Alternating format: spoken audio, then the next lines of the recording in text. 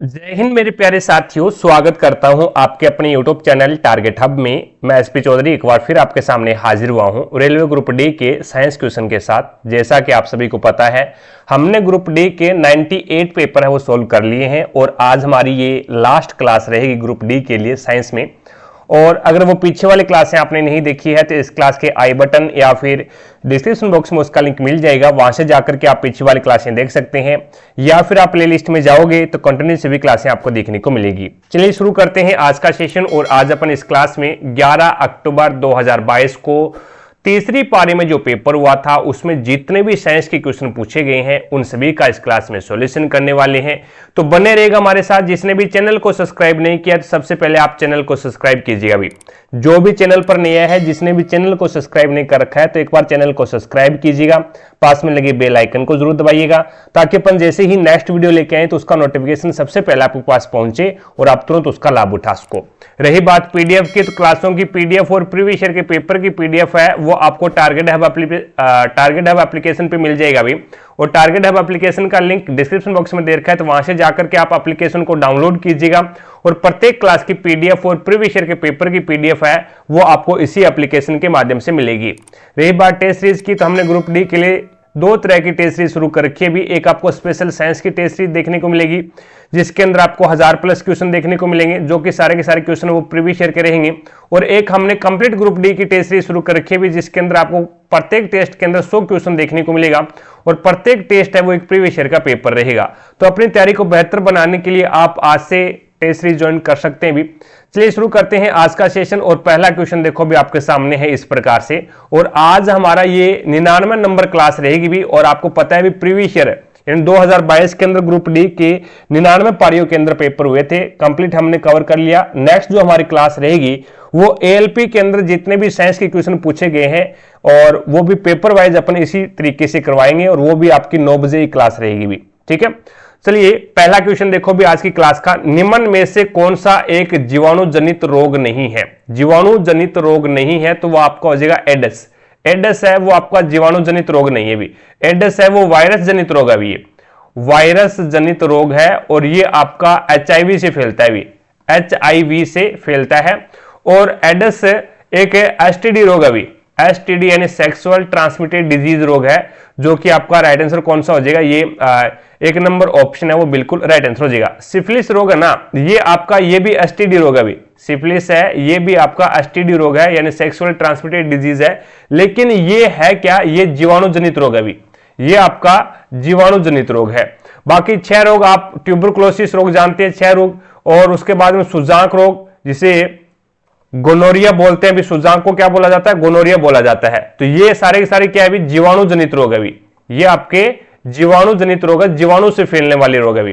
ठीक है, ट्यूबरकुलोसिस यानी 6 रोग टीबी को बोला जाता है भी। टीबी को बोला जाता है जिसका फुल फॉर्म होती है टीबी की ट्यूबरकुलोसिस बेसिलस। नेक्स्ट क्वेश्चन के ऊपर लेके चलता हूं। अगला क्वेश्चन देखिएगा आपके सामने।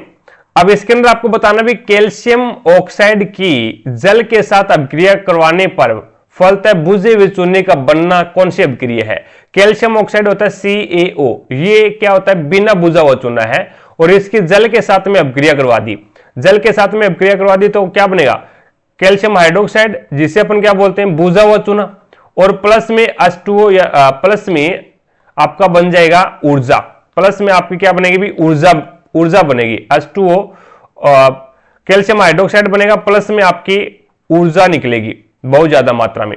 तो ये कौन सी अभिक्रिया है? जब 2 या 2 से अधिक अभिक्रमक मिलकर के एकल उत्पाद का निर्माण करते हैं तो वहां पे आपकी संयोजन अभिक्रिया होती है। वहां पे कौन सी अभिक्रिया होती है? तो संयोजन अभिक्रिया होती है। तो आपका यहाँ पे संयोजन अभिक्रिया का एग्जाम्पल हो जाएगा ये। ठीक है, चीजें समझे क्या? तो आपका 2 नंबर ऑप्शन है वो बिल्कुल राइट आंसर हो जाएगा। अब अपघटन अभिक्रिया का अगर मैं आपको एग्जांपल बताऊं तो जैसे कि ZnCO3 यानी जिंक कार्बोनेट है। अब जिंक कार्बोनेट को अपन गर्म करते हैं तो ZnO यानी जिंक ऑक्साइड बन जाएगा, प्लस में CO2 यानी कार्बन डाइऑक्साइड बन जाएगा। तो ZnO यानी जिंक कार्बोनेट है, ZnCO3 जिंक कार्बोनेट है। इसको जब हमने गर्म किया, एकल अभिक्रमक उष्मा पाकर के 2 या 2 से अधिक उत्पादों का निर्माण करता है तो वहां पे आपकी अपघटन अभिक्रिया हो जाएगी। और ये कौन सी अपघटन अभिक्रिया है? तो ये आपका वियोजन अभिक्रिया का प्रकार है। ये वियोजन अभिक्रिया का प्रकार है। विस्थापन अभिक्रिया कौन सी होती है? तो ज्यादा अभिक्रियाशील तत्व है वो कम अभिक्रियाशील तत्वों को विस्थापित कर देता है। तो इसका एग्जाम्पल हो जाएगा लोहे का अपन कॉपर सल्फेट के साथ में अभिक्रिया करवा दें तो ये आपकी कॉपर लोहा है वो कॉपर से ज्यादा अभिक्रियाशील है, तो वो कॉपर को विस्थापित कर देगा और बना लेगा फेरस सल्फेट और प्लस में कॉपर सल्फेट। तो यहां पे आपका लोहे ने कॉपर को विस्थापित किया और बना लिया फेरस सल्फेट। तो ये कौन सी है? विस्थापन अभिक्रिया हो जाएगी। ऊष्माशोषी अभिक्रिया कौन सी होती है? तो ऊष्माशोषी अभिक्रिया जिस अभिक्रिया को करवाने के लिए हमें ऊष्मा देनी पड़े वो आपकी ऊष्माशोषी अभिक्रिया होगी। जैसे अपघटन अभिक्रिया ना, ये एक ऊष्माशोषी अभिक्रिया है। जैसे एग्जांपल के रूप में HgCl है यानी सिल्वर क्लोराइड है। अब इसको सूर्य के प्रकाश में खुला छोड़ देंगे तो ये सूर्य से ऊर्जा प्राप्त करेगा और क्या कर लेगा? Hg अलग हो जाएगा इसमें और Cl यानी क्लोरीन अलग हो जाएगा। तो यानी जब ऊष्मा पाकर के जिस अभिक्रिया को करवाने के लिए ऊष्मा देना पड़े वहां पे आपकी ऊष्माशोषी अभिक्रिया हो जाएगी। और जिस अभिक्रिया को करवाने पर ऊर्जा उत्पन्न हो वहां पे ऊष्माक्षेपी अभिक्रिया होती है भी। तो ये एक आपकी ऊर्जा उत्पन्न हो रही है यहाँ पे, तो ये कौन सी अभिक्रिया है? तो ये आपकी ऊष्माक्षेपी अभिक्रिया है भी। ठीक है, तो इसमें आपका 2 नंबर ऑप्शन है वो बिल्कुल राइट आंसर हो जाएगा। आगे देखो भी नेक्स्ट आपके सामने है अगला क्वेश्चन। अब इसके अंदर आपको बताना है भी निम्नलिखित में से किस स्थिति में एक बंद चालक कुंडली में विभवांतर प्रेरित होता है, यानी विभवांतर प्रेरित जो फ्लक्स है वो उत्पन्न कैसे होगा? एक बंद चालक कुंडली के अंदर, एक बंद चालक कुंडली है उसके अंदर है वो विभवांतर किस प्रकार से प्रेरित होगा? तो इसके अंदर देखो भी केवल बंद कुंडली को एक छड़ कुंडली की ओर ले जाने पर, एक छड़ चुंबक की ओर ले जाने पर, या फिर केवल छड़ चुंबक को बंद कुंडली की ओर ले जाने पर, यानी केवल को अगर मैं हटा दूं तो बंद कुंडली को अगर छड़ चुंबक की ओर ले जाएंगे ना तो विभवांतर है वो यहां पे उत्पन्न होगा भी। ठीक है, और यहां से केवल को हटा दें तो छड़ चुंबक को बंद कुंडली की ओर, पहले बंद कुंडली छड़ चुंबक की ओर लेके गए थे और अब छड़ चुंबक को कुंडली की ओर, बंद कुंडली की ओर ले जा रहे हैं। तो दोनों प्रक्रियाओं के अंदर गति हो रही है, दोनों प्रक्रियाओं के अंदर गति हो रही है, लेकिन केवल शब्द आ गया। लेकिन आगे ऑप्शन भी तो देख लेते हैं। आगे ऑप्शन देखो, या तो छड़ चुंबक को बंद कुंडली की ओर ले जाने पर या फिर बंद कुंडली को छड़ चुंबक की ओर ले जाने पर। बिल्कुल सही बात है, अभी दोनों ही कंडीशन आगे भी ऊपर वाली। और उसके बाद में इसने दिया है छड़ चुंबक और बंद कुंडली दोनों को समान चाल से समान दिशा में ले जाने पर यहां पे आपके जो विभवांतर है वो उत्पन्न नहीं होगा, वो विभवांतर 0 हो जाएगा। विभवांतर कब उत्पन्न होता है?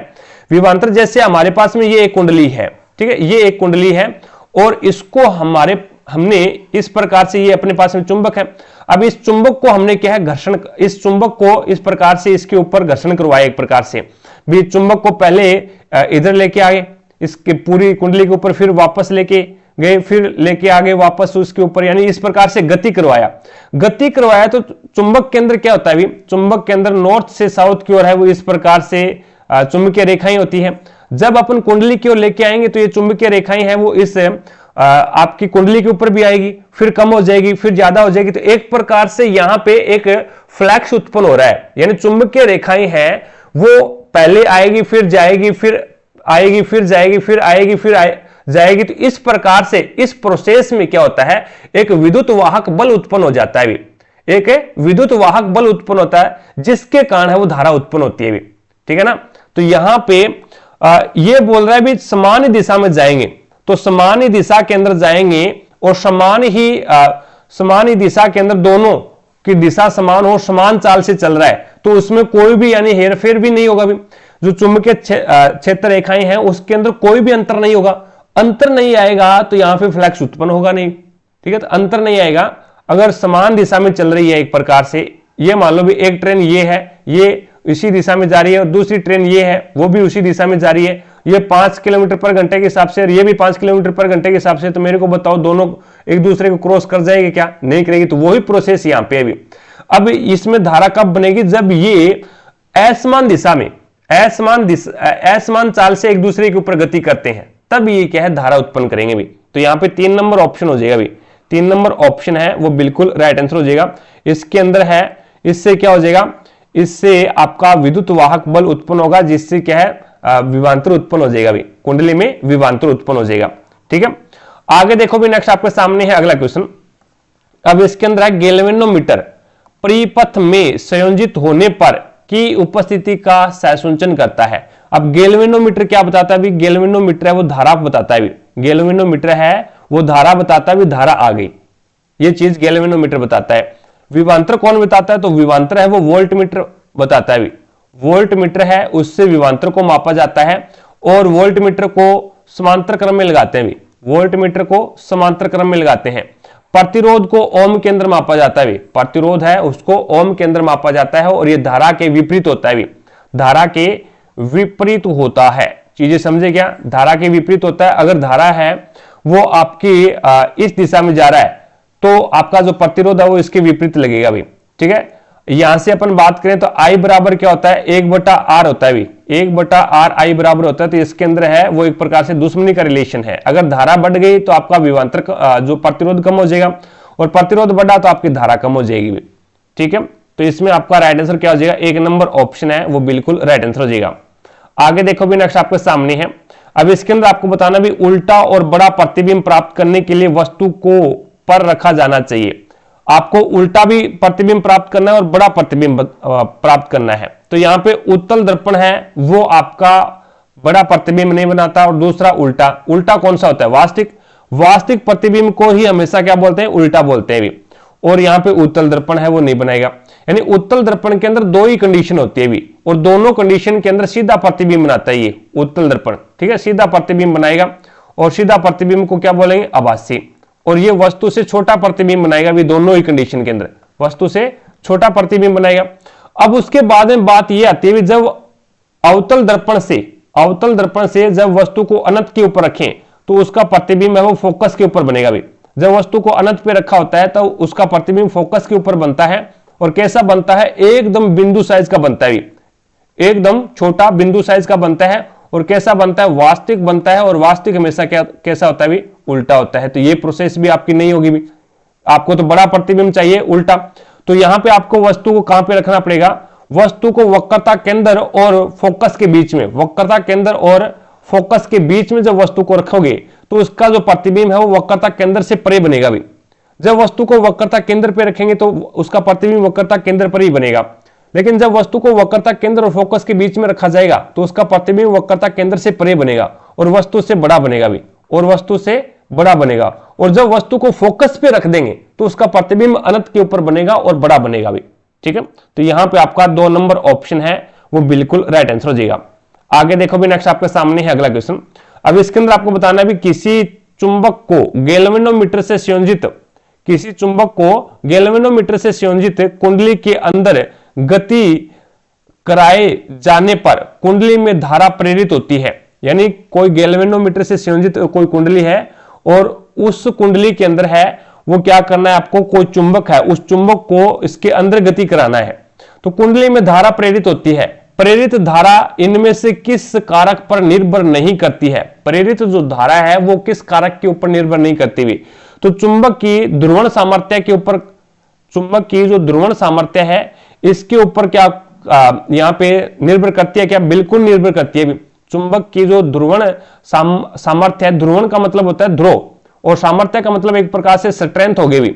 यानी पोल के ऊपर है वो चुंबकीय, जो पोल है मैग्नेट है उसका जो पोल है उसके ऊपर है वो चुंबकीय बल रेखाएं है वो संघन होती है, संघन होती है, जिसके कारण है वो जैसे पोल आएगा तो वहां पे कुंडली है, कुंडली के अंदर धारा ज्यादा जनरेट होगी, ठीक है। पोल क्योंकि वहां पे चुंबकीय क्षेत्र रेखाएं ज्यादा है। उसके बाद में कुंडली में संयोजित गैल्वेनोमीटर के प्रतिरोध के ऊपर, अब गैल्वेनोमीटर कुंडली से जोड़ा गया है तो इसका मतलब गैल्वेनोमीटर है वो तो धारा को बताएगा भी धारा उत्पन्न हो रही है। कुंडली के अंदर गैल्वेनोमीटर जोड़ा गया तो गैल्वेनोमीटर बताएगा क्या? धारा ही बताएगा भी कुंडली के अंदर धारा जनरेट हो रही है। तो इसके ऊपर, इसके प्रतिरोध के ऊपर है वो प्रेरित धारा है वो निर्भर नहीं करती हुई, जो धारा उत्पन्न हो रही है वो किसके ऊपर निर्भर नहीं करती? तो वो कुंडली से संयोजित गैल्वेनोमीटर के प्रतिरोध के ऊपर निर्भर नहीं करती। उसके बाद में कुंडली की फेरों की संख्या के ऊपर है वो धारा निर्भर करती है भी। अगर अपन कुंडली की फेरों की संख्या को बढ़ा दें तो धारा बढ़ जाएगी और कुंडली की फेरों की संख्या को अगर अपन घटा दें तो धारा है वो घट जाएगी भी। उसके बाद चुंबक की गति के ऊपर, चुंबक की गति की चाल के ऊपर है वो निर्भर करती है भी। अगर चुंबक की गति को अपन फास्ट कर दें, तेज कर दें तो क्या हो जाएगी? धारा है वो ज्यादा होगी, ज्यादा बनेगी। और चुंबक की गति को कम कर दें तो धारा है वो कम बनेगी भी। तो यहां पे निर्भर किसके ऊपर नहीं करता, तो ये आपका निर्भर नहीं करता 2 नंबर ऑप्शन, यानी जो आपने गैल्वेनोमीटर जोड़ा है कुंडली के, उसके प्रतिरोध के ऊपर है, वो धारा निर्भर नहीं करती हुई। आगे देखो भी, नेक्स्ट आपके सामने है, यदि मेंडल ने F2PD का अध्ययन नहीं किया होता तो क्या होता। आप पता होगा भी, जैसे यहां पे आपने देखा होगा भी, हमने एक प्रकार से कैपिटल टी लिया और उसके बाद में स्मॉल टी लिया, एक हमने बोना पौधा लिया और एक हमने क्या है लंबा पौधा लिया, दोनों के अंदर हमने संकरण करवाया, क्रॉस करवाया तो हमें क्या है F1PD प्राप्त होगी। यहां से क्या आएगा, टी आएगा, यहां से आपका कैपिटल टी आएगा और यहां से क्या आएगा, स्मॉल टी आएगा। तो ये आपका कैपिटल टी और स्मॉल टी बनेगा। और अब ये जो पौधे हैं ये आपका क्या है F1PD है, ये जो पौधे हैं वो क्या है भी, ये जो पौधे हैं वो लंबे हैं, ये लंबे पौधे हैं भी, लंबे पौधे हैं। अब लंबे पौधे हैं तो हमें अब तक ये पता नहीं है भी बोनापन जो आपका लक्षण था पौधे का वो नष्ट हो गया या फिर बोनापन यहां पे दिखाई नहीं दे रहा भी, बोनापन या तो नष्ट हो गया या फिर बोनापन का यहां पे हुआ क्या है वो हमें अभी तक पता नहीं लगा भी। ठीक है, बोनापन यानी इस लंबेपन के अंदर है भी, पौधा तो हमें लंबा दिखाई देगा। अब इस लंबेपन के अंदर भी बोनेपन के लक्षण है या नहीं, या फिर बोनेपन के जो लक्षण है वो खत्म हो गए। लेकिन जब हमने क्या है स्वपरागण करवाया इसके अंदर, इस प्रकार से हमने इसमें स्वपरागण करवाया तो इसमें हमने क्या है 2 कंडीशन ले ली, अब यहां से आपका क्या आ सकता है, कैपिटल टी आ सकता है और यहां से आपका कैपिटल टी आ सकता है, तो ये आपका शुद्ध लंबा पौधा बन गया अभी। और यहां से आपका कैपिटल टी आ सकता है और इधर से आपका स्मॉल टी आ सकता है, तो ये आपका अशुद्ध लंबा बन गया अभी। और इधर से आपका स्मॉल टी आ सकता है और इधर से आपका कैपिटल टी आ सकता है, तो ये आपका अशुद्ध लंबा बन गया। और इधर से आपका स्मॉल टी आ सकता है और इधर से आपका स्मॉल टी आ सकता है, तो ये आपका शुद्ध बोना बन गया। तो ये हमारे पास में F2PD बन गई भी, ये हमारे पास में F2PD बन गई। अब F2PD जब हमें प्राप्त हुई तब हमें पता चला भी जो अप्रभावी लक्षण है वो अपना प्रभाव दिखाते हैं, वो अपना F2PD के अंदर प्रभाव दिखाते हैं, यानी जो अप्रभावी लक्षण होते हैं वो नष्ट नहीं होते हैं। यह पता कब चला, जब हमने F2PD को प्राप्त किया। तो यहां पे बात क्या कह रहा है, ये बात बोल रहा है भी F2 यानी मेंडल ने F2PD का अध्ययन नहीं किया होता तो क्या होता है, तो वह पता नहीं लगा पाते कि अप्रभावी लक्षण नष्ट नहीं होते, ये पता नहीं लगा पाते भी। ठीक है भी, हमें F1PD के अंदर तो यही लगा भी जो अप्रभावी लक्षण है वो नष्ट हो गए, लेकिन जब हमने F2PD प्राप्त की तब उसमें है वो जो अप्रभावी लक्षण थे वो हमें प्राप्त हो गए। तो इसका मतलब ये हो गया भी जो अप्रभावी लक्षण है वो नष्ट नहीं होते भी। तो यहां पे आपका ये राइट आंसर कौन सा हो जाएगा, 3 नंबर ऑप्शन है वो बिल्कुल राइट आंसर हो जाएगा। चीजें समझे क्या, आगे देखो भी, नेक्स्ट आपके सामने है अगला क्वेश्चन। अब इसके अंदर आपको बताना है भी लेंस की अस्थाई मात्रक, लेंस का अस्थाई मात्रक क्या होता है, तो डायोप्टर होता है भी, जिसे किससे शो किया जाता है, तो डी से शो किया जाता है भी। मीटर किसका मात्रक होता है, तो ये लंबाई का मात्रक होता है भी, लंबाई का मात्रक क्या होता है भी, मीटर होता है। जूल है वो किसका मात्रक होता है, तो ये कार्य और ऊर्जा का मात्रक क्या होता है भी, जूल होता है। और न्यूटन किसका मात्रक होता है, तो ये बल का मात्रक होता है, न्यूटन। ठीक है, आगे चलता हूं, नेक्स्ट क्वेश्चन देखिएगा, 2 नंबर ऑप्शन है वो बिल्कुल राइट आंसर हो जाएगा। लेंस की अगर मैं बात करूं क्षमता की, तो लेंस के अंदर है वो एक तो आपका आता है अवतल लेंस और एक आता है आपका उत्तल लेंस। एक आपका क्या आता है भी, उत्तल लेंस आता है, उत्तल लेंस। तो अब इसके अंदर अपन बात करते हैं, तो अवतल लेंस है ना, अवतल लेंस की जो फोकस जो क्षमता होती है वो आपकी क्या होती है भी, नेगेटिव होती है। और उत्तल लेंस की जो क्षमता होती है वो आपकी क्या होती है भी, पॉजिटिव होती है। चीजें ध्यान में रखना। और यहां पे दर्पण भी आप जोड़ लेना भी, दर्पण उत्तल दर्पण और अवतल दर्पण और उत्तल दर्पण, इनकी क्या होती है भी, फोकस दूरी और आपकी जो क्षमता है वो धनात्मक होती है। और यहां पे अवतल लेंस और अवतल दर्पण दोनों की फोकस दूरी और आपकी जो क्षमता है वो क्या होती है, नेगेटिव होती है भी। नेक्स्ट देखिएगा अगला क्वेश्चन। अब इसके अंदर आपको बताना है भी इनमें से कौन सा लवण है जो प्रत्यय अम्लों यानी एंटासिड के रूप में सक्रिय संकटक होता है। तो यहां पे NaHCO3 यानी सोडियम बाइकार्बोनेट है, इसका क्या है, प्रति अम्ल का मतलब हो गया भी एसिडिटी हुई है तो उसको कम करने के लिए वो होता है प्रतिअम्ल। तो NaHCO3 प्रतिअम्ल के रूप में कार्य किया जाता है, इसका उपयोग किया जाता है। और इसका उपयोग है वो अपन एक प्रकार से अग्निशामकों में भी कर सकते हैं भी। और दूसरा प्रतिअम्ल वाला कौन सा हो जाएगा, मैग्नीशियम हाइड्रोक्साइड, जिससे अपन क्या बोलते हैं, मिल्क ऑफ मैग्नीशिया बोलते हैं। मिल्क ऑफ मैग्नीशिया का भी आप यूज है वो प्रतिअम्ल के रूप में कर सकते हैं, एंटासिड के रूप में कर सकते हैं, जिसका जो पीएच मान होता है वो 10.4 के करीबन होता है भी। ठीक है, उसके बाद में CaOCl2 calcium oxychloride, calcium oxychloride जिसे अपन क्या बोलते हैं, विरंजक चूर्ण बोलते हैं इसे। और विरंजक चूर्ण है ना, ये विरंजक चूर्ण इसका यूज है वो अपन जो पेयजल है उसको कीटाणु रहित करने के लिए, कीटाणु रहित करने के लिए किसका यूज किया जाता है, पेयजल को विरंजक चूर्ण का यूज किया जाता है। Na2CO3 धावन सोडा, सोडियम कार्बोनेट होता है, डॉट 10H2O 10 जल के अणु अगर इसके साथ में मिला दें तो ये आपका धावन सोडा बन जाता है भी। और धावन सोडा का यूज है वो बोरेक्स बनाने में, कांच उद्योग के अंदर भी इसका यूज किया जाता है, कपड़ा उद्योग के अंदर भी इसका यूज करते हैं भी। ठीक है, तो धावन सोडा, और धावन सोडा का यूज है वो जो कठोर जल है, कठोर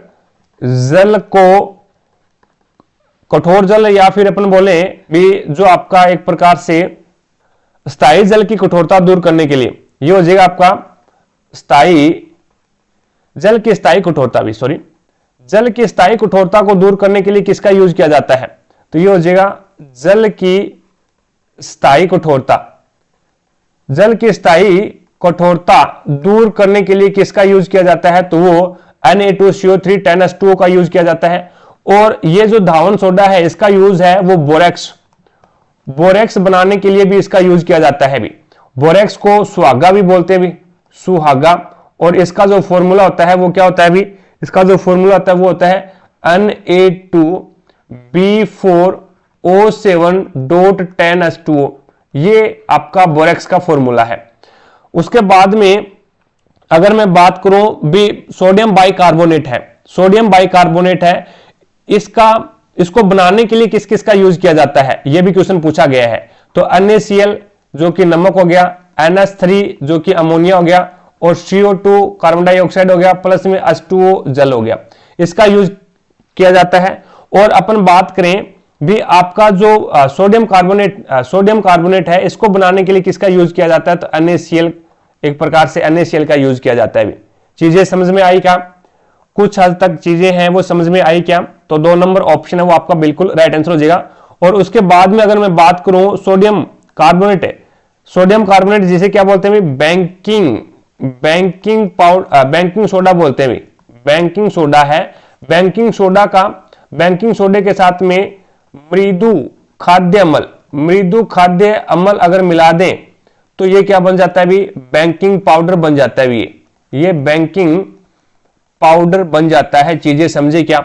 नेक्स्ट क्वेश्चन पे लेके चलता हूं। अगला क्वेश्चन देखो भी आपके सामने है।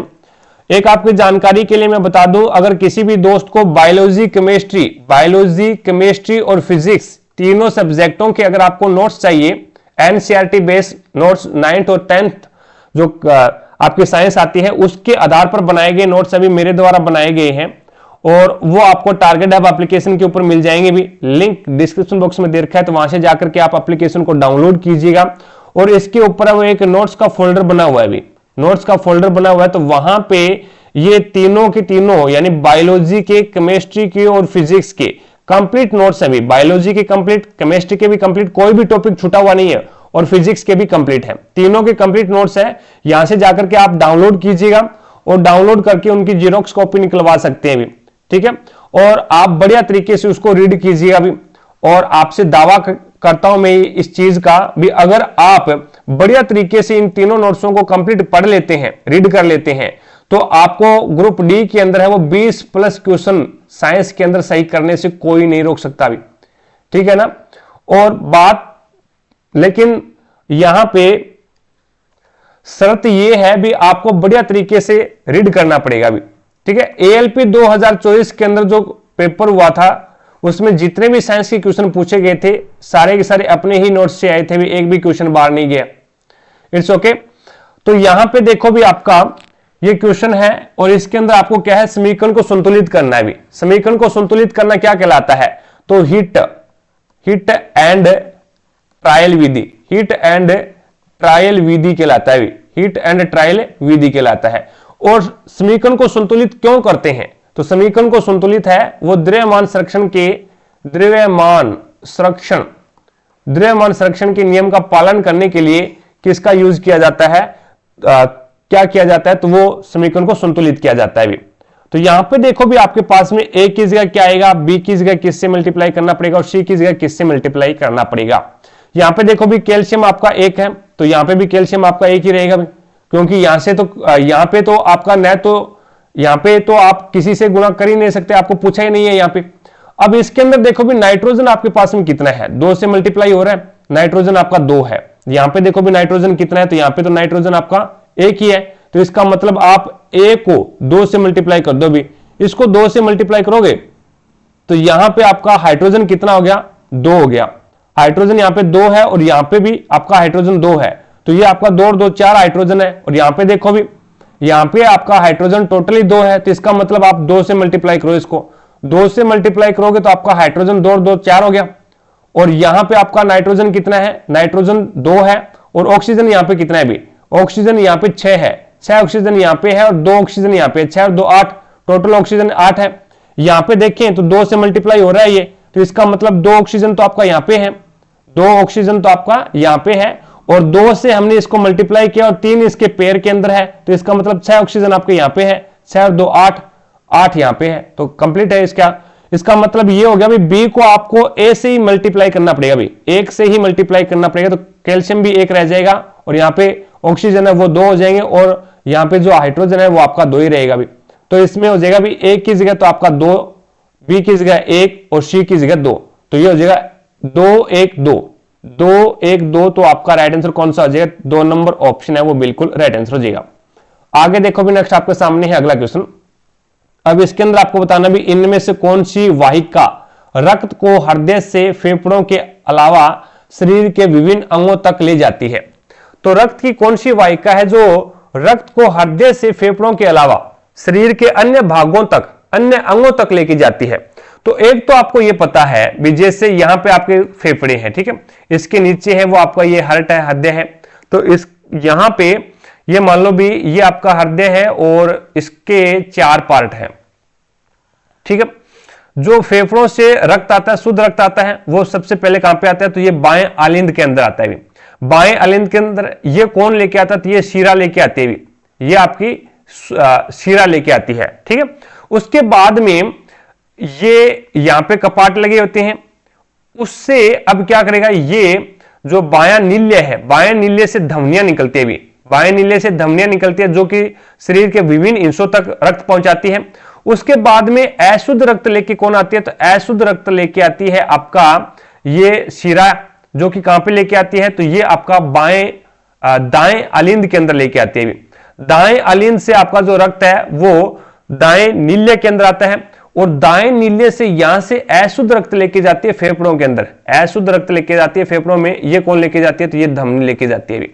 तो इसने पूछा है भी रक्त को हृदय से फेफड़ों तक, हृदय से और फेफड़ों तक तो लेके जाती है कौन, धमनी, हृदय से फेफड़ों तक धमनी लेके जाती है। फेफड़ों के अलावा शरीर के विभिन्न अंगों तक रक्त कौन पहुंचाता है, तो शरीर के विभिन्न अंगों तक रक्त कौन पहुंचाता है, तो वो धमनी पहुंचाती है भी, और शीरा है वो यहाँ पे रक्त विभिन्न अंगों से वापस है वो हार्ट के अंदर लेके आती है। तो आपका कौन सा हो जाएगा, ये फुफ्फुसीय धमनी हो जाएगा, फुफ्फुसीय धमनी, जो कि आपका फुफ्फुसीय धमनी, सॉरी फुफ्फुसीय धमनी तो नहीं होगा, फुफ्फुसीय धमनी है तो वो तो आपका ये अशुद्ध रक्त लेके जाती है भी, तो यहां पे आपका महाधमनी हो जाएगा भी, कौन सा हो जाएगा, महाधमनी हो जाएगा, ये महाधमनी हो जाएगा। और फुफ्फुसीय धमनी है ना, ये आपकी अशुद्ध रक्त लेके जाती है भी, और फुफ्फुसीय शीरा ये आपका क्या है, फुफ्फुसीय शीरा है जो कि शुद्ध रक्त लेके जाता है भी, फुफ्फुसीय शीरा है वो शुद्ध रक्त लेके जाती है, और फुफ्फुसीय धमनी है वो क्या लेके जाती है, अशुद्ध रक्त लेके जाती है भी, ये थोड़ा सा चीजें ध्यान में रखना। और महाशीरा है, सॉरी महाधमनी है, ये आपकी रक्त है वो शरीर के अन्य भागों तक पहुंचाती है। आगे देखो भी नेक्स्ट आपके सामने है अगला क्वेश्चन। न्यूलैंड्स के अष्टक सिद्धांत के अनुसार प्रकृति में कितने तत्व मौजूद थे? तो न्यूलैंड्स ने अपना जो अष्टक नियम दिया था वो 1869 के अंदर दिया था भी, और ये जो नियम था वो संगीत के सुरों पर आधारित था भी, संगीत के सुरों के ऊपर आधारित था। 1869 में, सॉरी 1869 में तो आपका मेंडलीफ आगे थे 1865 के अंदर। न्यूलैंड्स के समय है वो कितने तत्व ज्ञात थे? न्यूलैंड्स के समय 56 तत्व ज्ञात थे भी। न्यूलैंड्स के समय पहला तत्व कौन सा था? हाइड्रोजन था, और अंतिम तत्व कौन सा था? तो थोरियम था भी। ठीक है, न्यूलैंड्स का अष्टक नियम है वो कहां तक लागू हो पाया? तो कैल्शियम तक लागू हो पाया। न्यूलैंड्स ने अपने जो ट्रिपलेट बनाए थे वो थे लिथियम, सोडियम और पोटेशियम, बेरिलियम, मैग्नीशियम और कैल्शियम, ये था भी। ठीक है, अब चलिएगा नेक्स्ट क्वेश्चन पे। न्यूलैंड्स ने जो अपना अष्टक नियम दिया था वो द्रव्यमान पे आधारित था भी, द्रव्यमान के बढ़ते हुए क्रम में उसको क्या सेट किया था। ठीक है, उसके बाद में मेंडलीफ भाई साहब आते हैं 1869 के अंदर, मेंडलीफ भाई साहब आते हैं।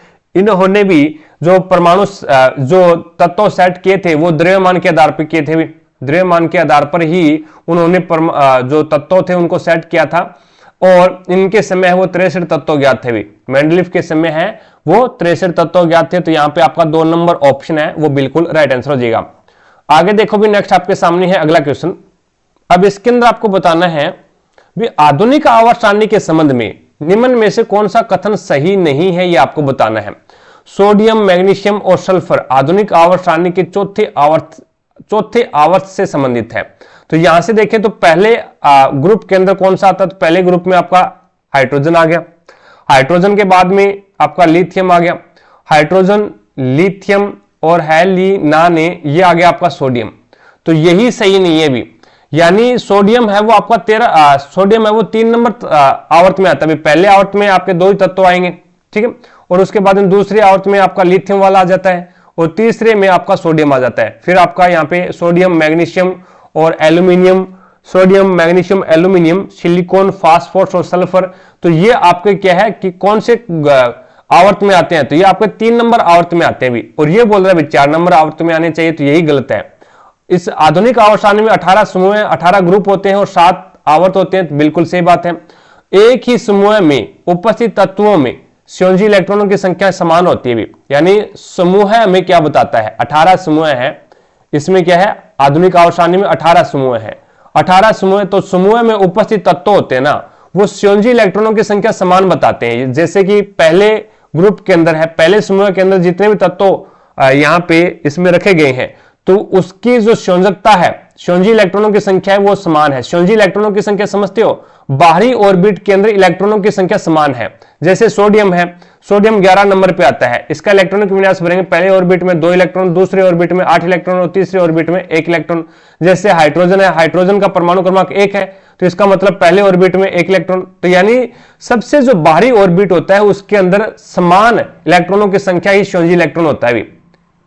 तो यहां पे 1 इलेक्ट्रॉन है, यहां पे भी 1 इलेक्ट्रॉन है, तो इसका मतलब इनकी संयोजकता समान है। इनमें जो संयोजी इलेक्ट्रॉन है, इसमें जो बाहरी ऑर्बिट के अंदर जो इलेक्ट्रॉन है उनकी संख्या समान है। तो तत्व यानी पहले ग्रुप के अंदर अगर कोई एलिमेंट आ रहा है तो उसमें समान ही संयोजकता रहेगी, बाहरी ऑर्बिट में इलेक्ट्रॉनों की संख्या समान ही रहेगी प्रत्येक तत्वों के अंदर। और दूसरे तत्वों में अगर कोई भी एलिमेंट आएगा तो उसमें प्रत्येक के अंदर है वो समान इलेक्ट्रॉन होंगे भी बाहरी ऑर्बिट में। समूह में नीचे की ओर जाने पर, समूह में नीचे की ओर बढ़ने पर कोषों की संख्या बढ़ती है, बिल्कुल सही बात है। समूह के अंदर अगर अपन नीचे की ओर जाएंगे तो हमें कोष यानी कक्षाओं की संख्या बढ़ेगी भी। तो कोष है वो आवर्त होते हैं ना, आवर्त के अंदर है वो यहां पे कक्षा है वो समान रहती है। पहले आवर्त में 1 ही कक्षा होगी, दूसरे आवर्त में 2 कक्षा और होगी, तीसरे आवर्त में 3 कक्षा होगी, चौथे आवर्त में 4 कक्षा होगी। लेकिन ये तो आवर्त में अपन इस साइड में चलते हैं, आवर्त में तो इस प्रकार से चलते हैं, लेकिन ग्रुप के अंदर वो अपन इस प्रकार से चलते हैं। तो नीचे की ओर जाएंगे तो हमें क्या है, उनकी संख्या बढ़ेगी भी। नीचे की ओर ग्रुप में तो इस प्रकार से नीचे की ओर चलते हैं, तो नीचे की ओर चलेंगे तो उनकी संख्याएं है यानी कोषों की संख्या बढ़ेगी। तो ये भी बात सही है। तो यहां पे सही कौन सा नहीं है ये आपको बताना है। तो आपका पहला ही सही नहीं है, इसके अंदर पहला ही ऑप्शन है वो बिल्कुल राइट आंसर हो जाएगा, बाकी सारे के सारे सही है भी। आगे देखो भी, नेक्स्ट आपके सामने है अगला क्वेश्चन। अब इसके अंदर आपको बताना भी कुछ जीवाणु प्रकाश संश्लेषी होते हैं। यानी प्रकाश का संश्लेषण करते हैं भी और अपना भोजन बनाते हैं, प्रकाश संश्लेषी होते हैं। ठीक है, और इन कोशिकाओं में प्रकाश संश्लेषक वर्णक कहां पाया जाता है? तो यहां पे अपन बात करते हैं जीवाणुओं की। तो जीवाणुओं के अंदर जो प्रकाश संश्लेषी वर्णक है वो प्लाज्मा झिल्ली के अंतर्वलन में पाया जाता है। कहने का मतलब ये है, जो प्लाज्मा झिल्ली होती है, कोशिका झिल्ली बोलते हैं जिसको, उसके अंतर्वलन के अंदर है वो इनफोल्डिंग का मतलब हो गया भी प्लाज्मा झिल्ली के अंदर है वो प्रकाश संश्लेषी वर्णक पाया जाता है भी। जैसे पेड़ पौधे हैं, अब पेड़ पौधे हैं तो इसके अंदर है वो क्लोरोफिल पाया जाता है भी। पेड़ पौधों के अंदर क्लोरोफिल पाया जाता है, बाहरी लेयर होती है वो कोशिका भित्ति होती है। लेकिन यहां पे जो जीवाणु है, यानी जीवाणुओं के अंदर है वो कोशिका भित्ति नहीं होती भी, जीवाणुओं के अंदर कोशिका झिल्ली होती है भी। तो यहां पे कोशिका झिल्ली के अंतर्वलन यानी कोशिका झिल्ली के अंदर ही क्या होता है भी प्रकाश संश्लेषण वर्णक होता है, जिसके कारण वो क्या करते हैं, प्रकाश संश्लेषण के द्वारा है वो अपना भोजन तैयार करते हैं। तो यहां पे आपका राइट आंसर क्या हो जाएगा, 4 नंबर ऑप्शन है वो बिल्कुल राइट आंसर हो जाएगा भाई। आगे चलता हूं, नेक्स्ट क्वेश्चन देखिएगा। अगला क्वेश्चन आपके सामने, जब शोषक बुझा हुआ चूना के साथ अभिक्रिया करता है तो ब्लीचिंग पाउडर निर्मित करता है। शोषक बुझा हुआ चूना होता है कैल्शियम हाइड्रोक्साइड, CaOH की ट्वाइस कैल्शियम हाइड्रोक्साइड है, और इसका जब क्या करते हैं, क्लोरीनीकरण करते हैं तो यहां पे क्या बन जाता है, ब्लीचिंग पाउडर बन जाता है CaOCl2। ये होता है कैल्शियम ऑक्सीक्लोराइड, जिसे ब्लीचिंग पाउडर बोलते हैं, विरंजक चूर्ण। और प्लस में आपका क्या बन जाएगा भी, प्लस में आपके पास में H2O जल बन जाएगा भी, H2O जल बन जाएगा। तो यहां पे क्या करने पर बना है भी, तो ये क्लोरीनीकरण करने पर बनता है। तो यहां पे क्लोरीन के साथ में अभिक्रिया करवा दो भी, क्लोरीन के साथ में जब आप अभिक्रिया करवाओगे तो आपका ये ब्लीचिंग पाउडर बन जाएगा, जिसे विरंजक चूर्ण बोलते हैं। और ये कपड़ों का रंग उड़ाने का कार्य करता है, अभी ब्लीचिंग पाउडर है ना ये, ठीक है। और वैसे ये जो पेयजल होता है उसको जीवाणु रहित करने के लिए या फिर कीटाणु रहित करने के लिए भी इसका यूज किया जाता है।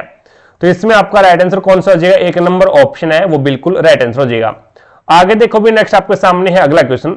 18 ओम प्रतिरोध वाले एक विद्युत बल्ब का 0 वोल्टेज आरोपित किए जाने पर इसकी शक्ति क्या होगी? तो आपको पता है भी P बराबर एक फॉर्मूला होता है VI, V यानी वोल्टेज, I यानी धारा। अब इसमें बोला क्या गया है भी शक्ति क्या होगी ये बताना है, लेकिन विद्युत बल्ब का 0 वोल्टेज है यानी V का मान 0 है। यहां पे दूसरा जो फॉर्मूला होगा वो जो P बराबर V²/R, ये हो जाएगा। तो यहां पे V आपका 0 है तो उसकी जो शक्ति है, वोल्टेज अगर 0 है तो उसकी आपकी शक्ति यानी पावर है वो क्या हो जाएगी, वो भी 0 हो जाएगी। पावर भी आपकी 0 हो जाएगी, जो कि राइट आंसर होगा 3 नंबर ऑप्शन। चीजें समझे क्या? तो इस प्रकार से क्वेश्चनों को सोल्व करना है भी। आगे देखो भी, नेक्स्ट आपके सामने है अगला क्वेश्चन। साथ साथ में क्लास को लाइक करते रहेगा और चैनल पर नहीं है तो चैनल को सब्सक्राइब कर लो भी सारे के सारे। जिसने भी चैनल को सब्सक्राइब नहीं किया है तो चैनल को सब्सक्राइब करके पास में लगे बेल आइकन को जरूर दबा लो, ताकि अपन जैसे ही नेक्स्ट वीडियो डालें तो उसका नोटिफिकेशन सबसे पहले आपके पास पहुंचे और आप तुरंत उसका लाभ उठा सको। और कल से आपके लिए ALP वाले क्वेश्चन, जो ALP 2024 के अंदर पेपर हुआ था वो अपन कल से शुरू कर देंगे। और जैसे ही ALP वाला 15 दिन चलेगा भी, ये 15 पेपर हुए हैं ALP के, और उसके बाद में ALP के जस्ट बाद जैसे ही खत्म होगा टेक्नीशियन वाला शुरू कर देंगे। और लगभग ये अपना 30 पारियों के अंदर पेपर हुआ था टेक्नीशियन वाला, ठीक है। जहां तक मैं सोच रहा हूं 30 पारियों के अंदर हुआ था, 30 दिन ये चलेंगे भी। उसके बाद में अपना साइंस का झंझट ही खत्म हो जाएगा भी। सारी की सारी साइंस है वो आपको इतना फॉरवर्ड बना दूंगा मैं भी, आप अंगुलियों के ऊपर है वो क्वेश्चन का आंसर निकाल दोगे, ठीक है। अब यहां पे देखो भी, ताप दीप्त तंतु बल्ब के संबंध में इनमें से कौन सा कथन सत्य है? यानी जो बल्ब होता है ना, उसका जो ताप दीप्त तंतु है, कहने का मतलब बल्ब का जो तंतु बनाना है आपको, उसके संबंध में नीचे है वो कुछ एक कथन दे रखे हैं, स्टेटमेंट दे रखे हैं, उसके आधार पर आपको बताना कौन सा सत्य है। तो तंतु टंगस्टन या नाइक्रोम का बना हो सकता है, बिल्कुल सही बात है भी। यानी बल्ब का जो तंतु है वो टंगस्टन या नाइक्रोम का बना हो सकता है। उसके बाद में तंतु को आवृत करने वाले कांच के आवरण में नाइट्रोजन या आर्गन गैस जैसी अक्रिय गैसें भरी होती है भी। तंतु को आवृत करने वाले कांच के अंदर है वो नाइट्रोजन और आर्गन जैसी अक्रिय गैसें भरी होती है। बिल्कुल सही बात है भी, अक्रिय गैसें भरी होती है। अगर कोई क्रिया करने वाली गैस के साथ में उस भर दें तो वो क्या है, आपका जो तंतु है टंगस्टन है वो क्या है, जल जाएगा भी। उसके बाद में इसने बोला भी प्रयुक्त तंतु पतला होने के कारण है उनकी प्रतिरोधकता बहुत कम होती है, तो ये बात बिल्कुल गलत है भी। उसके बाद में उसमें इनमें से अधिक धारा प्रवाहित संभव अधिक धारा प्रवाह संभव बनाने के लिए तंतु की प्रतिरोधकता कम करते हैं, तो यह भी बात बिल्कुल गलत है। उसके बाद में तंतु हेतु प्रयुक्त पदार्थ का गलनांक उच्च होता है, यह बात बिल्कुल सही बात है। अब देखो अपन तंतु बना रहे हैं बल्ब का, टंगस्टन का, तो उसमें क्या होगा, आपको उच्च प्रतिरोध का यानी ऐसी धातु का यूज करना पड़ेगा जिसका उच्च प्रतिरोध हो, उच्च प्रतिरोध हो। अगर प्रतिरोध उच्च है तो इसका मतलब उसकी उच्च प्रतिरोधकता भी होनी चाहिए, उच्च प्रतिरोधकता भी होनी चाहिए, ये आप चीजें ध्यान में रखना। और उच्च गलनांक तो यहां पे आ गया भी, उच्च ताप के ऊपर उसका गलन हो, ठीक है, और उच्च प्रतिरोधकता हो। जिस तार से अपन तंतु बना रहे हैं उसका प्रतिरोध भी उच्च होना चाहिए और उसकी प्रतिरोधकता भी उच्च होनी चाहिए, निम्न नहीं होनी चाहिए। इसीलिए ये सी और डी है वो गलत हुए हैं। तो आपका ए, बी और ई सही है इसमें, ए, बी और ई, तो आपका पहला ही ऑप्शन सही हो जाएगा भाई, पहला ही ऑप्शन सही हो जाएगा, ए, बी और ई हो जाएगा भाई इसके अंदर। और ए, बी और ई, तो यहां पे आपका राइट आंसर कौन सा हो जाएगा, एक नंबर ऑप्शन है वो बिल्कुल राइट आंसर हो जाएगा भाई, एक नंबर ऑप्शन है ना वो बिल्कुल राइट आंसर हो जाएगा भाई, ए, बी और ई। चीजें समझे क्या? आगे देखो भी, नेक्स्ट आपके सामने है अगला क्वेश्चन, प्राकृतिक गैस का जलना निम्न में से कौन सी अभिक्रिया है? प्राकृतिक गैस होती है आपके CH4 मेथेन जिसे बोलते हैं। प्राकृतिक गैस का जलना निम्न में से कौन सी अभिक्रिया है? तो ये आपका ऊष्माक्षेपी अभिक्रिया हो जाएगी। प्राकृतिक गैस का जलना, किसी चीज को जला रहे हैं अपन, किसी चीज को जला रहे हैं तो उससे हमें क्या है, ऊष्मा उत्पन्न होगी भी। कोई भी चीज, किसी भी चीज का दहन कर रही है, दहन का मतलब होता है जलाना, किसी भी चीज का दहन कर रहे हैं तो उससे हमें क्या है, ऊर्जा प्राप्त होती है, ऊष्मा प्राप्त होती है। तो यहां पे प्राकृतिक गैस का जलाना है। और उसके बाद में जो श्वसन क्रिया है, श्वसन क्रिया है वो भी क्या है, ऊष्माक्षेपी अभिक्रिया भी। श्वसन क्रिया के अंदर क्या होता है, श्वसन अपन लेते हैं तो हमें क्या ऊर्जा मिलती है, भी भोजन का पाचन होता है तो ऊर्जा मिलती है। तो ये एक प्रकार से क्या आपकी श्वसन क्रिया है, वो भी आपकी ऊष्माक्षेपी अभिक्रिया है। लेकिन जो प्रकाश संश्लेषण, जो प्रकाश संश्लेषण क्रिया कर रहा है, प्रकाश संश्लेषण की जो क्रिया हो रही है वो क्या है, ऊष्माशोषी अभिक्रिया भी, ठीक है। प्रतिस्थापन अभिक्रिया आप समझ गए, प्रतिस्थापन अभिक्रिया ज्यादा अभिक्रियाशील तत्वों कम अभिक्रियाशील तत्वों को विस्थापित कर देता है, वहां पे प्रतिस्थापन अभिक्रिया हो जाएगी, ठीक है, जिसे विस्थापन अभिक्रिया भी बोल सकते हैं। और अपघटन अभिक्रिया आप जानते हैं भी, जैसे एकल अभिकर्मक ऊष्मा पाकर के 2 या 2 से अधिक उत्पादों का निर्माण करता है, वहां पे आपका क्या हो जाता है भी, AgCl है। AgCl को जब सूर्य के प्रकाश में खुला छोड़ देंगे तो इसमें Ag अलग हो जाएगा और आपका Cl यानी क्लोरीन अलग हो जाएगा। तो एकल अभिकर्मक ऊष्मा पाकर के 2 या 2 से अधिक उत्पादों का निर्माण करता है, तो वहां पे आपकी अपघटन अभिक्रिया होती है भी। तो इसमें आपका राइट आंसर होगा 4 नंबर ऑप्शन। चीजें समझे क्या? आगे देखो भी, नेक्स्ट आपके सामने है अगला क्वेश्चन, जैव अपशिष्ट, जैविक अपशिष्ट निपटान की सर्वोत्तम विधि कौन सी है? जैविक अपशिष्ट होता है और एक होता है अजैविक अपशिष्ट। अजैविक अपशिष्ट होता है ना, वो होता है आपका प्लास्टिक, प्लास्टिक है, ठीक है, रबड़ है, ये आपका अजैविक अपशिष्ट है। ये क्या है, जैविक अपशिष्ट है जिसका अपन क्या है, खाद बना सकते हैं। जैसे रसोई घर का एक प्रकार से अपशिष्ट होता है, जैसे फलों की छिलके हो गए, पुरानी सब्जी होगी, तो वो क्या है, जैविक अपशिष्ट है। जिसको निपटान करने के लिए सर्वोत्तम विधि कौन सी है? तो उसका भस्मीकरण कर दिया जाए। भस्मीकरण कर देंगे ना तो उसका जो अपशिष्ट है ना वो उससे निपटान मिल जाएगा, ठीक है।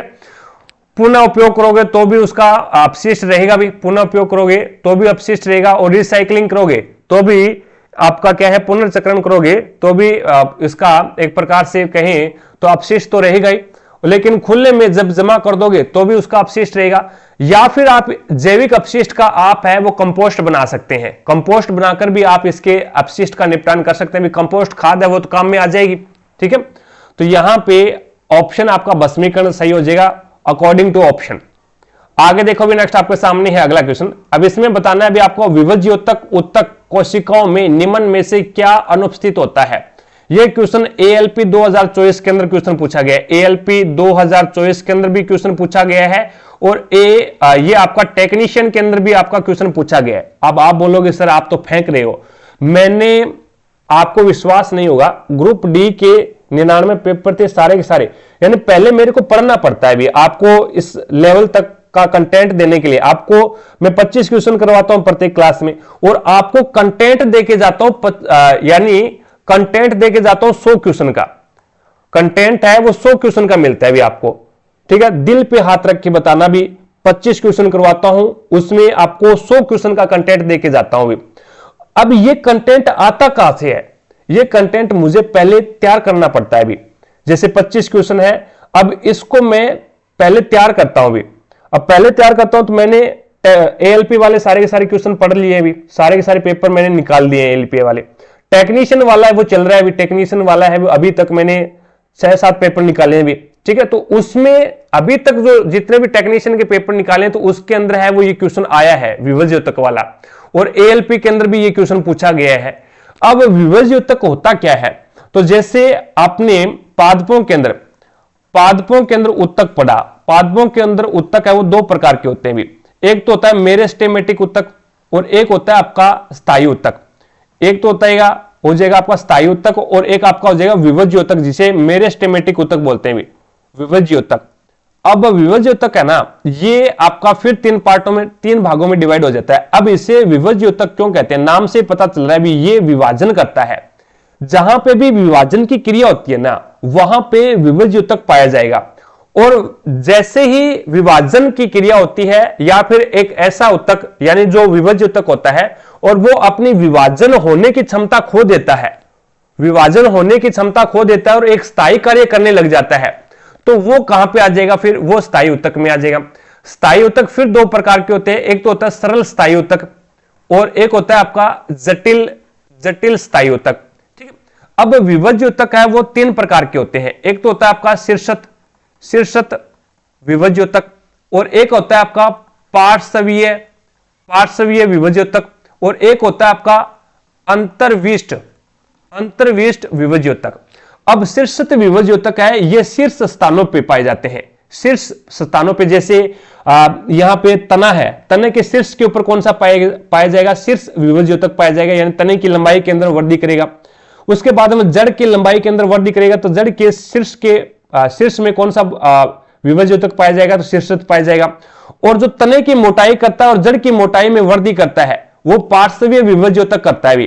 तो ये कहां पे पाया जाएगा? ये तनों के अंदर पाया जाएगा, पार्श्व भाग में पाया जाएगा, पार्श्व भाग के अंदर, ठीक है। तनों और जड़ों की पार्श्व भाग के अंदर पाया जाएगा। और अंतर्विष्ट विभज्योतक है ना, जैसे ये मान लो पहले ये पौधा था वो इस प्रकार से था भी, इसकी एक टहनी यहां पे थी और एक इनसे इंटरनोड निकला वो यहां पे था, एक इंटरनोड है यहां पे था, एक इंटरनोड यहां पे था।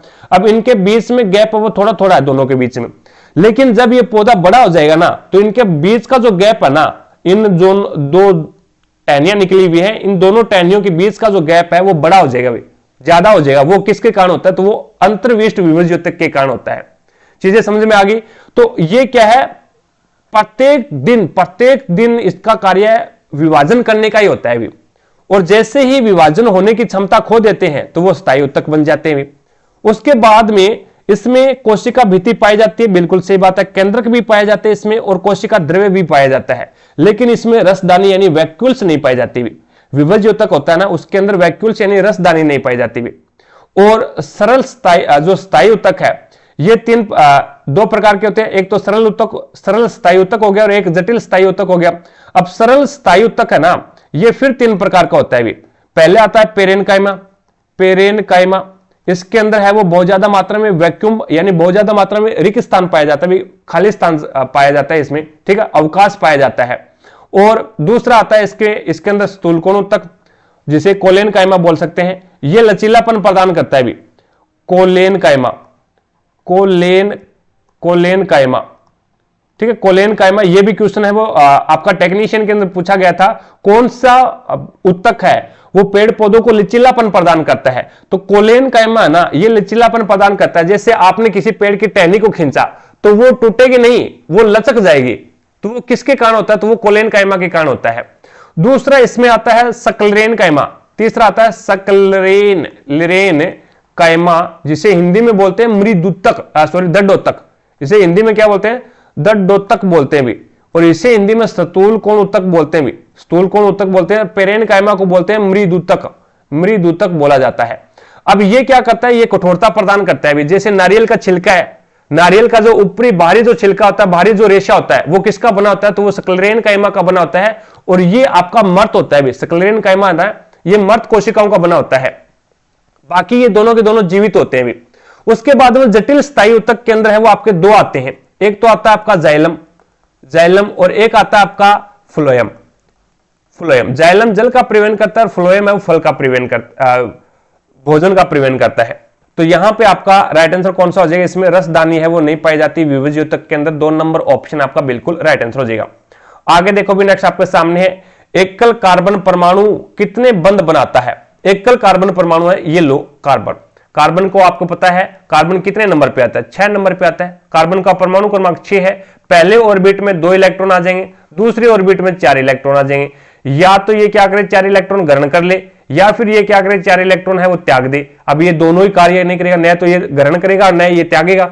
अब सर जी क्यों, क्योंकि जब त्यागेगा तो भी ज्यादा ऊर्जा की आवश्यकता होगी और जब ये ग्रहण करेगा तो भी ज्यादा ऊर्जा की आवश्यकता होगी। तो कार्बन क्या करता है, साझेदारी करता है, और साझेदारी करेगा तो ये अपने हाथ 4 बनाए रखेगा भी, अपने 4 हाथ बनाए रखेगा। तो इसमें एकल कार्बन परमाणुओं में कितने बंध होते हैं, तो यहां पे 1 2 3 और 4 होते हैं भी, 4 हाइड्रोजन जोड़ दो इनके, तो ये एक प्रकार से एकल बंध ही बनाएगा, ठीक है, सभी के साथ में। तो 4 इसमें क्या हो जाएंगे, बंद हो जाएंगे, जो कि 3 नंबर ऑप्शन है वो बिल्कुल राइट आंसर हो जाएगा। आगे देखो भी नेक्स्ट आपके सामने है, विषाणुओं की आणविक गति यानी संजीव गुण के संबंध में कौन सा कथन सत्य है। तो विषाणु है ना, जब तक किसी कोशिका को संक्रमित नहीं करते हैं तब तक ये निष्क्रिय रहते हैं भी। कहने का मतलब है भी विषाणु को अपन क्या बोलते हैं, सजीव और निर्जीव के बीच की योजक कड़ी बोला जाता है। और जब स्लाइडेन और श्वान ने अपना कोशिका सिद्धांत दिया था वो विषाणु के ऊपर लागू नहीं हो पाया भी, क्योंकि विषाणु को न तो सजीव मान सकते हो न ही निर्जीव मान सकते भी।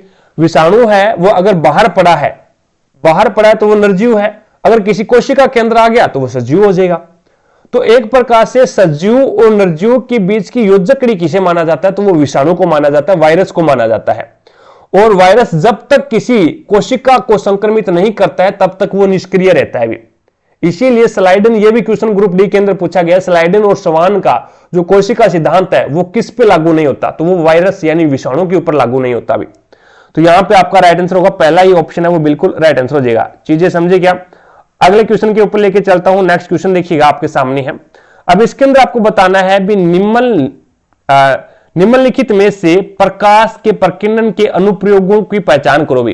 प्रकाश का प्रकीर्णन कहने का मतलब प्रकाश का फैलना, प्रकीर्णन क्या होता है, प्रकाश का फैलना। अब ये जो अनुप्रयोग है वो किस किस में लागू होता है। खतरे के संकेतों का लाल होना, बिल्कुल सही बात है। अब खतरे के संकेतों का लाल होना भी, जैसे ये मानो भी अपने पास में VIBGYOR ये दृश्य प्रकाश है, विबग्योर है, ये इंद्रधनुष है, ठीक है। अब इसके अंदर लाल रंग की तरंग दैर्ध्य सबसे ज्यादा होती है, लाल रंग की तरंग दैर्ध्य सबसे ज्यादा होती है। तो इसका जो प्रकीर्णन है वो सबसे कम होगा भी। जिसका तरंग दैर्ध्य ज्यादा होता है ना, जिसका तरंग दैर्ध्य ज्यादा होगा उसका प्रकीर्णन सबसे कम होता है। इसीलिए यह प्रकीर्णन के सिद्धांत पर कार्य करता है भी, क्योंकि लाल रंग का जो खतरे के निशान है वो लाल रंग के बनाए जाते हैं, और लाल रंग का है वो तरंग दैर्ध्य सबसे ज्यादा है, तो इसका प्रकीर्णन कम होगा, जिसके कारण इसका फैलाव है ना, फैलना, लाल रंग है वो बहुत ही कम फैलेगा भी, और डायरेक्ट है वो अपने पास पहुंच जाएगा भी, ठीक है। सूर्य से पूर्व सूर्योदय और विलंबित सूर्यास्त, ये आपका अपवर्तन के कारण होता है भी, ये आपका अपवर्तन के कारण होता है भी। सूर्य समय से पहले सूर्योदय और विलंबित सूर्यास्त, यानी सूर्य उगेगा नहीं उससे पहले हमें सूर्योदय दिखाई देना शुरू हो जाता है, और सूर्य एक प्रकार से छिप जाता है, देन कुछ देर बाद तक ही क्या है सूर्य की लालिमा हमें दिखाई देती है, तो वो हमें अपवर्तन के कारण दिखाई देती है भी। तारों का टिमटिमाना ये भी अपवर्तन के कारण होता है भी, ये भी आपका अपवर्तन के कारण होता है भी। तारों का टिमटिमाना है वो भी हमें अपवर्तन के कारण दिखाई देता है। टिंडल प्रभाव है, प्रकाश का टिंडल प्रभाव है, ये हमें प्रकीर्णन के कारण दिखाई देता है, क्योंकि हमारे वातावरण के अंदर वो बहुत सारे धूल के कण है भी, जिससे है वो प्रकाश की किरणें है वो टकराती है और फैल जाती है भी, और फैलने के कारण है वो हमें प्रकाश का मार्ग दिखाई देता है। तो प्रकाश का मार्ग दिखाई दे वही टिंडल प्रभाव होता है भी। सूर्य का लाल और आकाश का नीला दिखाई देना, ये भी आपका क्या है भी, एक प्रकार से ये भी आपका प्रकीर्णन के कारण होता है भी। सूर्य का आकाश का नीला रंग दिखाई देना और सूर्य का लाल दिखाई देना, यह भी प्रकीर्णन के कारण दिखाई देता है। तो यहां पे आपका प्रकीर्णन के कारण कौन कौन से दिखाई दे रहे हैं, एक तो आपका ए और एक आपका डी और एक आपका ई। तो ए डी ई किसके अंदर है, तो ये आपका 2 नंबर ऑप्शन है वो बिल्कुल राइट आंसर हो जाएगा। चीजें समझे क्या? आगे देखो भी, नेक्स्ट आपके सामने है अगला क्वेश्चन। अब इसके अंदर आपको बताना है भी श्रेणी क्रम में संयोजित 3 प्रतिरोध R1, R2 और R3 के टर्मिनलों के बीच टर्मिनलों पर वोल्टेज क्रमशः V1, V2 और V3 है। यदि I उनसे होकर प्रवाहित होने वाली निवल धारा है तो उनकी निवल वोल्टेज कितनी होगी, ये आपको बताना है। देखो एक चीज समझना, यहां पे ये है श्रेणी क्रम, ये क्या आपका श्रेणी क्रम है। श्रेणी क्रम के अंदर है वो आई है वो सेम रहती है भी, प्रत्येक प्रतिरोध के अंदर आई समान रहेगी भी, लेकिन वोल्टेज है वो अलग अलग होगी भी, वोल्टेज है वो अलग होगी। श्रेणी क्रम में वोल्टेज अलग होती है तो आप V यानी वोल्टेज कैसे ज्ञात कर सकते हो, तो ये आपका V1 है, ये आपका V2 है और ये आपका V3 है, तो इनको जोड़ दो भी। तो V1 प्लस में V2 प्लस में V3, इन सभी को जोड़ करके अपन क्या ज्ञात कर सकते हैं, तो वो आप V ज्ञात कर सकते हैं। जैसे एग्जाम्पल के रूप में अपन समझे, यहां पे भी अपने पास में एक कोई प्रतिरोध है, अपने पास में इस प्रकार से एक प्रतिरोध है और ये आपका दूसरा प्रतिरोध है, ये आपका तीसरा प्रतिरोध है, ठीक है। और इसको हमने क्या है 5 एक प्रकार से हमने 5 वोल्टेज की बैटरी के साथ इसको संयोजित कर रखा है, ठीक है। और ये आपका 2 ओम है, 2 ओम का प्रतिरोध है, ये आपका 3 ओम का प्रतिरोध है और ये आपका 4 ओम का प्रतिरोध है। चीजें समझ में आ गई? अब यहां पे आप धारा ज्ञात कर सकते हो क्या? सर जी ज्ञात कर लेंगे, कोई दिक्कत नहीं। अब धारा ज्ञात करोगे तो यहां पे इसको आप 2 ओम, 2 2 4 और 3 7 और 4 3 7 पॉइंटों में आएगा, अभी कोई पॉइंटों में आने दो। अब श्रेणी क्रम में है तो तुल्य प्रतिरोध डायरेक्ट जुड़ेगा, तो तुल्य प्रतिरोध कितना हो जाए 2 प्लस 3 प्लस 4, तो यहां पे 7 और 2 9, 7 और 2 9, इसको 3 कर लो भी, इसको भी 3 कर लो, तो पॉइंटों में क्या पता नया आई, इसको भी 3 करें, 3 3 6 और 4 10, यानी 10 ओम आ गया। इसका जो प्रतिरोध है वो अपने पास में कितना आ गया, 10 ओम आ गया। अब आई यहां से ज्ञात कर सकते हो आप, V बराबर क्या होता है, आई आर होता है, तो आई बराबर क्या हो जाएगा, V अपॉन में आर, V अपॉन में आर। तो V यहां पे कितना हो जाएगा, V आपके पास में कितना है 5 है और R आपके पास में कितना है 10 है, तो यहां पे आपके पास में धारा आ गई 1.1/2 एम्पियर, ये अपने पास में धारा आ गई। अब इसका प्रतिरोध, अब इसका वोल्टेज ज्ञात करो प्रत्येक प्रतिरोध में, तो पहले प्रतिरोध में वोल्टेज ज्ञात करोगे तो V बराबर क्या है, आई आर है, आई का मान कितना है 1/2 है और यहां पे R कितना है 3 ओम है, तो ये हो जाएगा आपके पास में 1.5। यहां पे आपके पास में 1.5 वोल्टेज है, यहां पे कितनी होगी, यहां पे भी 1.5 होगी और यहां पे कितनी होगी, तो यहां पे आपके पास में 2 होगी। अब टोटल सभी को जोड़ लो, 5 ओम ही आएगा, 5 वोल्टेज ही आएगा, सभी को जोड़ो, तो ये आपका V1 मान लो, ये आपका V2 मान लो और ये आपका V3 मान लो, तो 1.5 और 1.5 कितने हो जाएंगे, 1.5 और 1.5 3 होते हैं और 2 यहां पे है, तो 2 ये हो जाएगा, तो टोटल कितना हो गया 5। तो यही इसने पूछा है भी श्रेणी क्रम के अंदर है वो प्रतिरोध, तो इसने दे दिया भी R1 R2 और R3 है और उसके बीच में जो वोल्टेज है वो V1 V2 और V3 है और I धारा उनसे प्रवाहित होने वाली धारा है, तो आपको निवल वोल्टेज ज्ञात करना है। निवल वोल्टेज कौन सा वोल्टेज पूछा है, ये वोल्टेज पूछा है इसने, ये निवल वोल्टेज है, ये प्राप्त करना है, ये प्राप्त करना है। तो आप V1 V2 और V3 को जोड़ दो भी, V1 V2 और V3 को आप जोड़ोगे तो आपके पास में निवल वोल्टेज आ जाएगा, 1 नंबर ऑप्शन है वो आपका बिल्कुल राइट आंसर हो जाएगा। चीजें समझे क्या? आगे देखो भी, इस प्रकार से हमारा ग्रुप डी का 99 पारियों का जो पोर्शन था वो कंप्लीट हो गया है। आई होप आपको प्रत्येक क्लास 1 नंबर क्लास से लेकर के और 99 नंबर क्लास तक बेस्ट से बेस्ट लगी होगी। और फिर भी कोई भी कहीं पे भी आपको कमी नजर आती है तो कमेंट सेक्शन में कमेंट करके जरूर बताएं भी, उस कमी को पूरा करने की यानी एक प्रकार से कहें तो दूर करने की कोशिश करेंगे भी, ठीक है। क्लास कैसी लगी ये कमेंट सेक्शन में कमेंट करके जरूर बताना। अच्छी लगी है तो दिल से लाइक करना, ज्यादा से ज्यादा शेयर करना अपने सभी दोस्तों के साथ में। और एक मेरे पास में कमेंट आया था अभी 98 यानी 98 नंबर क्लास की जो 38 नंबर क्वेश्चन है उसका कमेंट आया था, अभी ये समझ में नहीं आया। देखो भी समझ में क्या नहीं आया, दूसरा पेन लेता हूं मैं यहाँ पे। अब ये देखो भी मैग्निफिकेशन का फॉर्मूला आपके पता है भी -v/u। एक कमेंट ये भी आया था भी यहाँ पे v को पॉजिटिव ले ले तो आपका जो मान है वो 1.5 मीटर आ जाएगा, लेकिन v को पॉजिटिव नहीं ले सकते।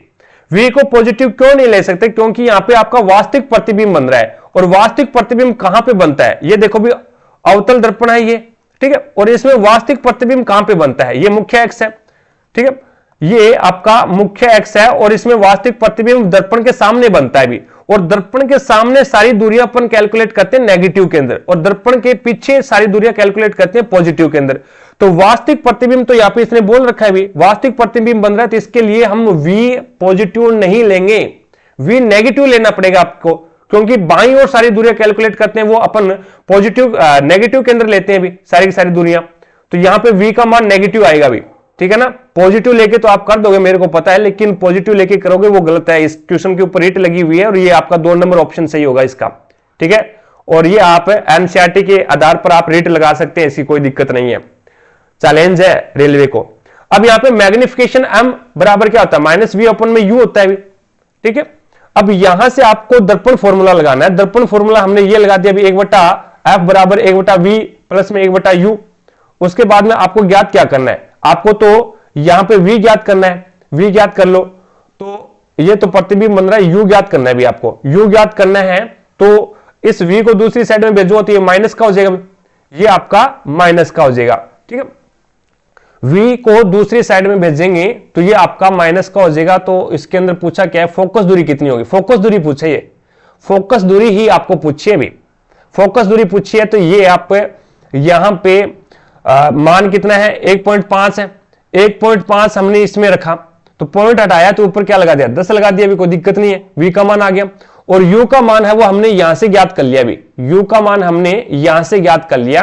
तो ये -2 रखा हमने, और -V फॉर्मूले में है, और माइनस ही V का मान लेंगे क्योंकि बाईं ओर है, और उसके बाद में U का मान भी अपन माइनस में लेंगे क्योंकि वस्तु है वो बाईं ओर ही रखी जाती है भी।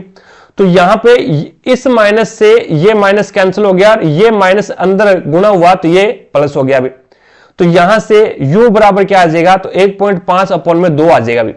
तो यहां से दशमलव हटाएंगे तो नीचे 0 लग जाएगा, तो ये 15/20 आ जाएगा। 15/20 को 3/4 लिख सकते हैं अपन, और 3/4 U का मान है, तो यहां पे 3 तो इसके नीचे आ जाएगा भी, और U इसके 4 इसके नीचे आएगा तो वो ऊपर चला जाएगा भी। तो इसका मतलब इसका एलसीएम आ गया 15 आपके पास में, तो ये हो जाएगा 10, और माइनस का 10 आएगा भी, 10 माइनस का, और फिर माइनस का निशान, और 3 5 15 5 और 5 चौका 20, तो यहां पे ये 20 लिख दिया भी हमने।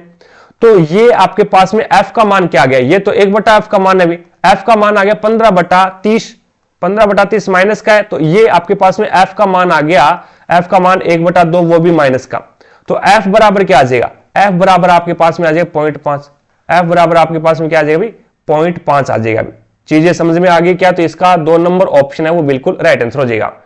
तो इस प्रकार से इस क्वेश्चन को सोल्व करना, आई होप अब आपको समझ में आ गया होगा भी। रही बात पीडीएफ की, तो क्लासों की पीडीएफ और प्रीवियस ईयर के पेपर की पीडीएफ है वो आपको टारगेट हब एप्लीकेशन पे मिल जाएगा भी, और टारगेट हब एप्लीकेशन का लिंक डिस्क्रिप्शन बॉक्स में दे रखा है, तो वहां से जाकर के आप एप्लीकेशन को डाउनलोड कीजिएगा, और प्रत्येक क्लास की पीडीएफ और प्रीवियस ईयर के पेपर की पीडीएफ है वो आपको इसी एप्लीकेशन के माध्यम से मिलेगी, ठीक है। तो आज की क्लास में इतना ही, भी मिलेंगे अपन नेक्स्ट क्लास में, तब तक के लिए जय हिंद, जय भारत।